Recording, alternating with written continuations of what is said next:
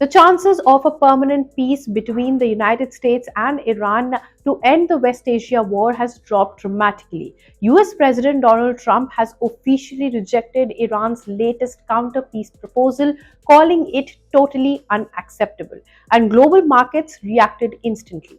Oil prices surged again, fears of a prolonged conflict returned, and investors are now betting that this war could continue for weeks, if not months. So, what exactly did Iran propose to make Trump reject the deal so aggressively? According to multiple reports, Iran's counteroffer demanded five major things. First, Tehran wanted all US sanctions lifted immediately. Second, it demanded compensation for war related damages caused during the conflict. Third, Iran wanted the US led naval blockade around the Strait of Hormuz removed. Fourth, it refused to fully dismantle its nuclear infrastructure, something Washington considers non negotiable. And finally, Iran reportedly wanted long term guarantees against future American or Israeli strikes before agreeing to deeper negotiations. For the Trump administration, these demands cross several red lines. Washington's original proposal reportedly included a 20-year freeze on uranium enrichment, removal of highly enriched uranium from Iran, tighter inspections, and dismantling of sensitive nuclear facilities. Iran instead offered partial dilution of uranium and suggested transferring some material to a third country while keeping core nuclear infrastructure intact. Trump responded within hours on social media, saying that the proposal was quote unquote totally unacceptable.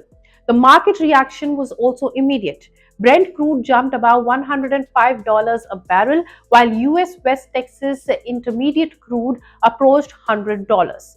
Some reports showed that Brent raised between 3.5 to 4% within hours of Trump's rejection. But while many economies are struggling because of these oil shocks, some countries and industries are quietly benefiting from the conflict. The most obvious winners are oil producing nations.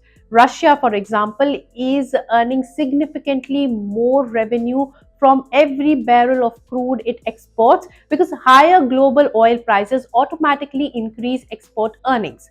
Brazil is also benefiting as higher commodity prices improve its trade position and strengthens its energy sector revenues. Then there are oil companies themselves.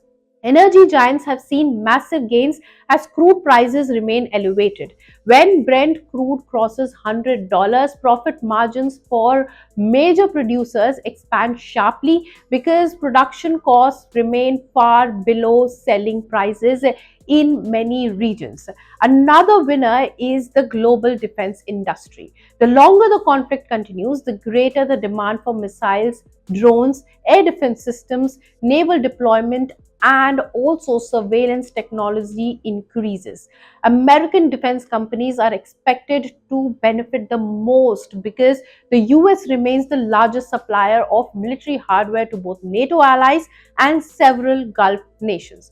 Ironically, the US economy itself is proving far better or far more resilient than other countries despite being directly involved into the war.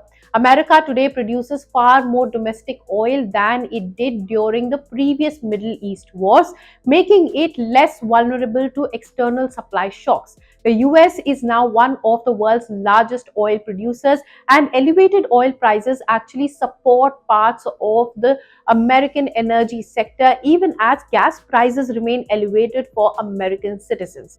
But when will this war end? The answer is that no one actually knows. But for now, though, Trump's rejection of Iran's counteroffer has made one thing clear. Both sides remain far apart, and the world economy is already paying the price.